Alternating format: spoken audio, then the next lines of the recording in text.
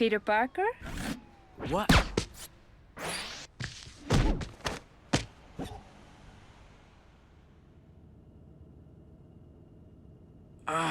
What happened? Oh, my head.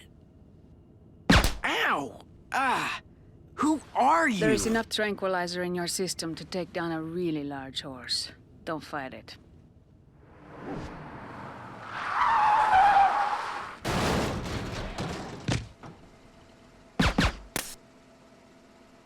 I know who you are, Peter Parker. I can get at you and anyone else you know. Mary Jane Watson, May Parker. Leave my family alone. Get in the damn car. So to make things perfectly clear right off the bat, Silver Sable is still capable of blocking attacks very well, if not better at it than before. Trying to hit her with normal melee is useless. She is vulnerable during the following periods of time, when she's shooting at you. Trying to attack her during any other phase of the fight is a complete futility. There is a very brief animation where she fires her gun at you, and you have to hit her before she's done with that. That's all there is to it. To this end, we're going to be running away from her a lot, because engaging her in close quarters combat is not advisable. This tactic seemed really obvious to me, but as with most Spider-Man games, I tend to forget that a lot of people have trouble with things I do not, and the few guides I looked up seem to have very little idea of how to fight her. But yeah, just dive attack her whenever she's shooting at you, and be careful not to dive attack her at any other time, or she will kick you across the bridge, and potentially into the water, which would be bad because we don't have our web shooters. After her health gets low enough, she will summon more goons to assist her. 2 of them at first, and then 2 more jump out of the car, but just hit them with regular attacks and you'll be fine. They're not particularly good at blocking. I really like this fight for the same reason I like the Goblin fight. It seems really frustrating at first because you don't know what you're doing wrong, but then it becomes obvious if you think about it hard enough. Also, if she actually does manage to shoot you, her darts drain your health consistently instead of dealing one-time damage.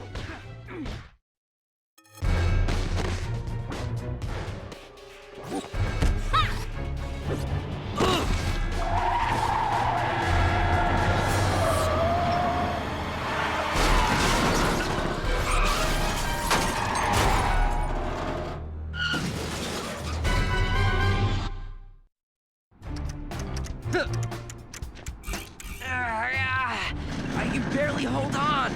Hang on! I'll help you! First you try to kill me, now you're helping me? I've been hired to capture you, not to kill innocent people. Aw, you're crazy with a heart of gold. One of my favorite characterizations in this game is how Peter absolutely refuses to see Silver Sable as anything but a crazy lady. Like, he just can't wrap his head around the idea that she's only doing it for money. It just doesn't occur to him. Drives him nuts. We'll see this a couple of times later in the game too, and it's a pretty consistent characterization. Hang on, I'll get you down. Yeah? How are you gonna do that?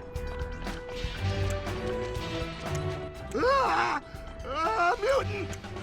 If you're gonna be like that, I could just leave you hanging there. No! Mutants are people too. Parker, Okay. lift the car and help me get these people Thanks, out! kid. Could you not scream my secret identity on a bridge full of people? The voice acting in this game is so stellar, I'm not actually sure there's anything I could add to that. I can tell you this section is actually a little bit difficult because these timers go down incredibly fast, and you need to pay attention to which ones are going down faster.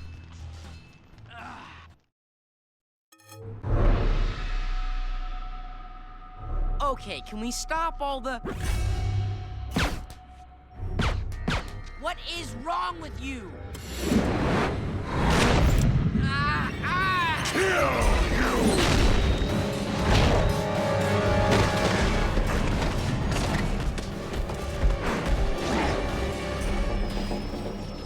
You're just gonna stand there? Thinking about it.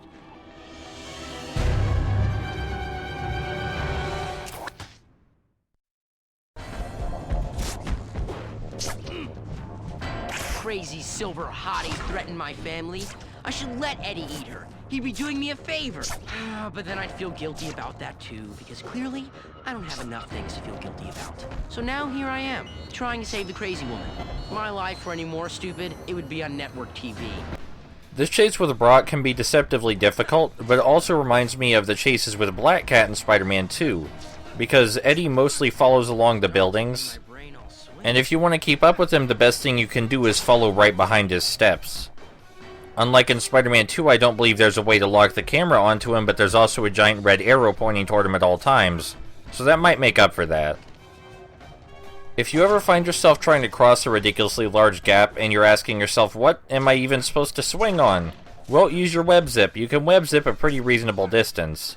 By which I mean a pretty unreasonable distance. Spidey's webbing can go on forever, apparently. Oh, and if you fall just short of one of these buildings that Venom leaps onto, you can totally swing around the building to get mostly the same result.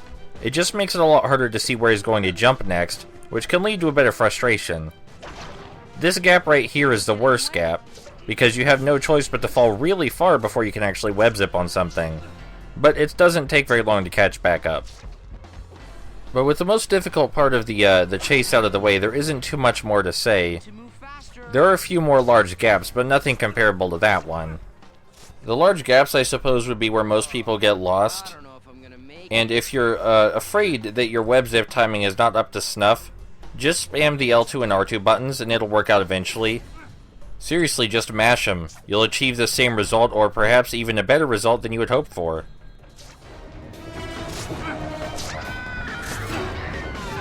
Lady? Crazy lady? Are you okay? I kind of like that instead of there being a cutscene, you just swing directly into this fight. And if you wanted to guess how this fight would go, you might look at the previous fights, where I just jumped in the air and attacked Venom with a diving attack. But this time I make an effort to switch it up. Shortly after you attack Venom with a diving attack, he might roar, and when he roars is a good time to get a normal combo in on him. If you attack him quickly enough during the roar, he will get knocked back very briefly, kind of like Goblin, except he won't fall over. So if using the superior method of only air attacks wasn't dealing damage quickly enough for you, this is an alternative that you might agree with. I think I prefer the classics myself, but I might as well show off this strategy since this is the last normal fight with Venom.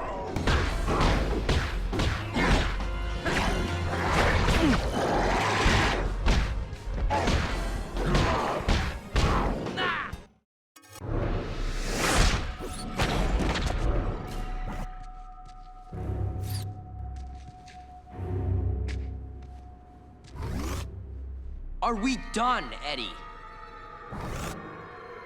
Ah, thank goodness. I didn't know how much longer I was going to be able to stay conscious.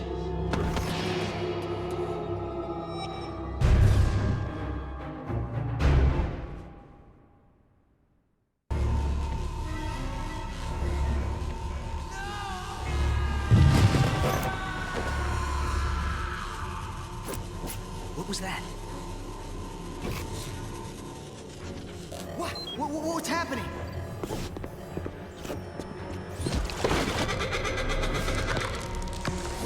Oh my God. I know.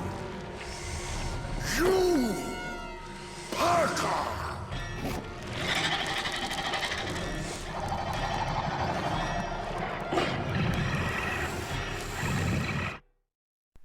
If you want to find out why exactly Peter is Carnage, you'll have to buy the tie-in comic. No, of course they explain it, don't be silly. So do you remember how my advice for the Venom boss fights a lot boils down to just smash the triangle button? Well, for this fight with Carnage, we just want to smash the triangle button. At first I made the mistake of thinking Carnage was a formidable opponent, but this is not true. Carnage is incredibly weak, easily tossed around, and there's no reason ever to be even a little bit cautious. The only attack he has that I would even remotely worry about is the area clearing attack, the one that he uses to get you away from him because you're wrecking him too hard. And it's very obvious when he's about to use that because he just kind of screams at the air. But without the actual screaming part, he just kind of stares angrily at the air. I think this fight was primarily meant to be difficult because Carnage has way more agility than Venom. The problem is that the range and width of Venom's tentacles is just too enormous. There's absolutely no way that Carnage can escape your attacks. So he just gets frustrated repeatedly. And after you successfully irritate him enough times, he starts prying his way through the door, which you cannot pry open yourself until he's all the way through it for some reason. I assume to give him a chance to regenerate his health. Now you can get into the next room before he finishes regenerating his health all the way, but there's really no point to this because he just goes right along. Now if you're wondering why Venom needs to eat people to refill his health and Carnage doesn't, I'm pretty sure that's just because Carnage is Peter. This is never explicitly stated, but considering it's the only real difference between the two, I can't imagine it's anything else. So there are a lot of people around to suck the life out of in case you do actually get hurt enough to worry about that. But at this point, I think the people with guns are dealing more damage than Carnage is. It's kind of a really painfully easy fight, and I feel like it could have used a bit more playtesting, but as I pointed out, and as some other people already pointed out, this game came out scarcely a year after Spider-Man 2. Considering this is also the most polished of Treyarch's Spider-Man games, I think that's pretty damn impressive. I mean, even though this fight is a little bit underwhelming, I think all of us can admit that there's nothing broken or you know, ridiculously awful about it. In a game this short, I do think it's a bit worse than it would be in a game with a significantly longer running time. Like, there are bad sections in every video game, but when your game is this short, you really have to try your hardest to make sure those don't exist at all.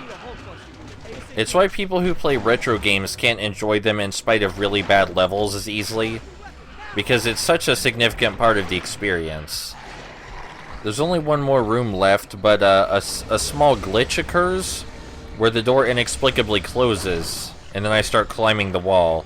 And I swear I was mashing that L2 and R2 button as fast as I physically could. Man, I'm getting flashbacks to that Sandshroom minigame in Pokemon Stadium. Maybe it wasn't a glitch and my fingers just stopped working properly.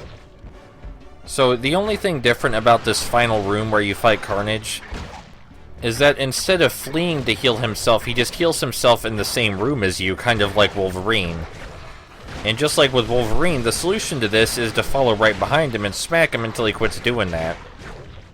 Now he seems to heal himself at varying frequencies. The first time I did this fight, he did almost nothing but heal himself. While this made the fight last a lot longer, it was not particularly engaging or fun. I also want to point out again the sheer number of destructible objects lying around. There are also blueprints, schematics, and even pieces of the Rhino suit that we fought earlier in the story. This is as close as we're going to get to the Rhino suit being actually explained in any degree. We never learned why the Rhino suit was just rampaging throughout Manhattan, but maybe it was a hey, go test this out on innocent people kind of deal. I feel like they might have been able to build labs specifically to test the suit's destructive capability, but maybe that wasn't enough for them or something. There are only a couple of people to feed on in this area, but they seem to have infinite amounts of health you can steal from them. I don't know if that's a glitch or if they're just invulnerable.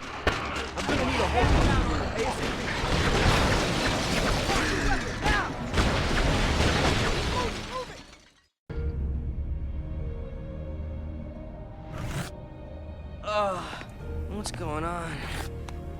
Where am I? Tell me, Mr. Parker, did you ever wear the Venom suit yourself? What is this? Did you wear the suit? Once. Only for a few hours. It appears that the suit bonded itself to you. It's amazing you've survived any encounter with Eddie Brock at all. The microscopic suit particles in you want to join with the suit Brock wears. Fascinating. Let's see if we can help them. In case this kills you, I want you to know I think your father was a genius, 10 years ahead of the curve. Status?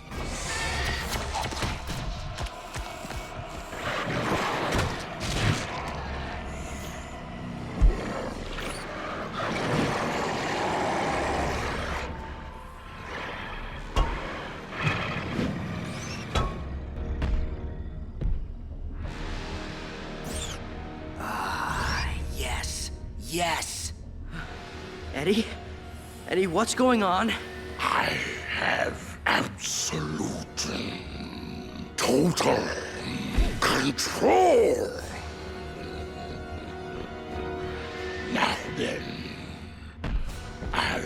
a score to settle.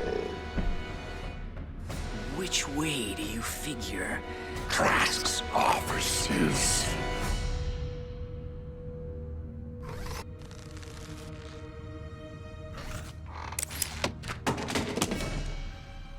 My father. Tell me about my father. Everything you could ever want to know about your parents is right here. I've had this ever since I found out.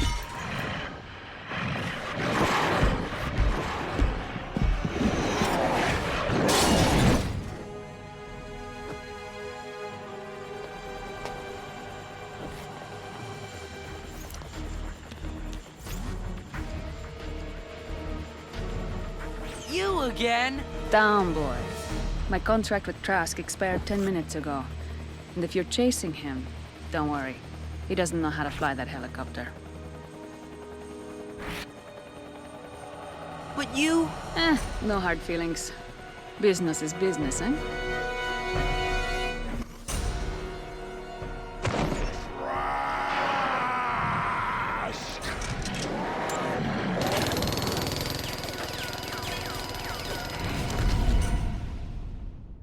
Welcome to the final battle, which I think more than makes up for the lackluster previous few. The idea here is to distract Eddie enough that he doesn't kill the shit out of Trask by knocking his helicopter off the damn roof. And unlike most of these fights where you protect someone, Trask is actually in very real danger of dying. Eddie knocks the helicopter around pretty quickly, all things considered. And the way this works, at least if you're lucky enough, is you run up, punch Eddie in the back while he's taking down the helicopter, and then Eddie gets distracted with you for quite a while, ideally for the entire fight. You want to get a good rhythm going where Eddie is distracted by you, and you fight him the same way you did in every other fight until this point. Provided you hit him consistently, this shouldn't be a problem. But if you stop hitting him for even a spare moment, he pretty much teleports back to the helicopter, as you saw. That rhythm I talked about maintaining, though, can be a little bit more difficult. Instead of his usual 1-2 combo, Eddie decides to use 3 tentacle swipes, which makes it a bit more difficult to find an opening even with the dive attack. And if he does hit you with one of his tentacles, he activates your ragdoll, something he didn't really do previously. Activating your ragdoll during this fight is really bad, because we are on a rooftop, and if you fall down, you'll waste a lot of time trying to get back up. Just like the Silver Sable fight, I can imagine a lot of people having trouble with this one. Mostly because it's not particularly clear when exactly Eddie is open to attack. But the answer is always immediately after he strikes or when he roars. It's just that the time frame for both of those is a lot shorter. As you can see here, though, it's easy to get a good amount of hits in, provided you find the right groove. Find the right place to jump to, find the right length of time to jump, and you can whittle down his health pretty fast. Oh, there it goes. Another word of warning I was about to say is if you land next to Venom, he usually tries to grab you and throw you away. I assume that's because his main objective is not you, but rather it is Trask. This is also a really long fight, so there's a lot at stake here if you fuck up. My least favorite situation is when Eddie hits you into the helicopter blades, which unfortunately happens right here. It's a very bad scenario, this occurrence. The fight also gets more tense the further it goes on, not just because of Trask's impending doom, or because of the whatever the fuck that was, but because the stage catches progressively more on fire. And I'm ashamed to admit that I don't know if something specific triggers this fire, but it seems to trigger every single time I've ever done this fight, which leads me to believe it's mandatory. But maybe there's a way to prevent it that I'm just not aware of. Either way, when the whole stage does catch on fire, the only place you can actually fight Eddie is on the helicopter pad. This turns out to be a blessing in disguise because although you don't really have any room to move, Venom will also completely lose interest in you when you move to the edge of the helicopter pad. So you can just run between the edge of the helicopter pad and his back repeatedly, which enables you to get quite a few full combos in on him.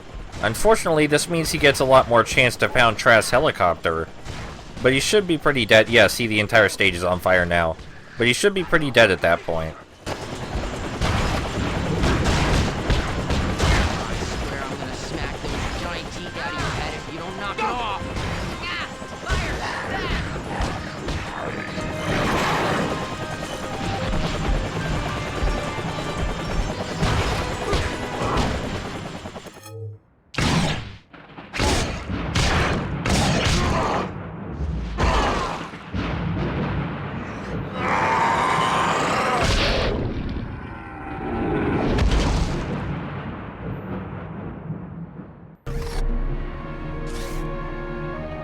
It was over.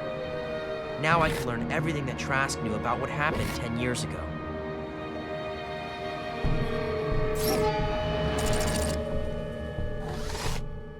Burn it. We'll start new.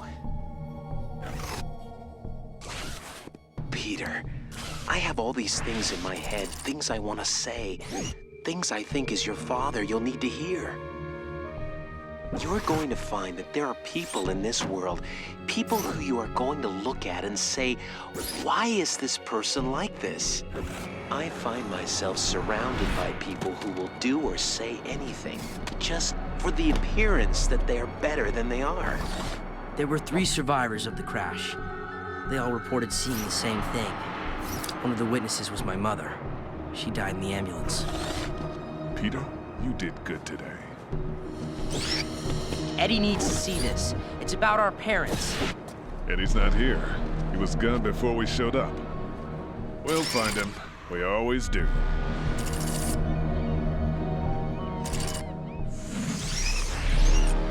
Mr. Trask, I have been looking forward to this. Eddie? I can't believe. You know what I can't believe?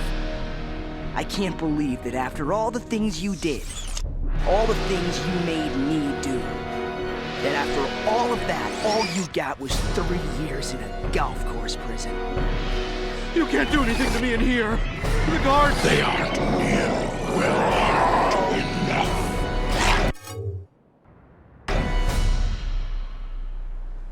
You want to talk about it? I wouldn't know where to begin. You can just ramble. I'm okay. I love you. I know. It's just What? Eddie. I mean, he's out there. And I don't know if I'm scared of him or for him.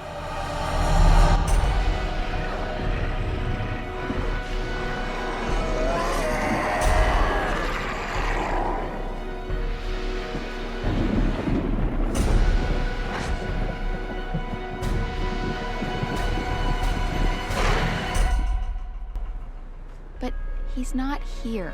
No. I'm here.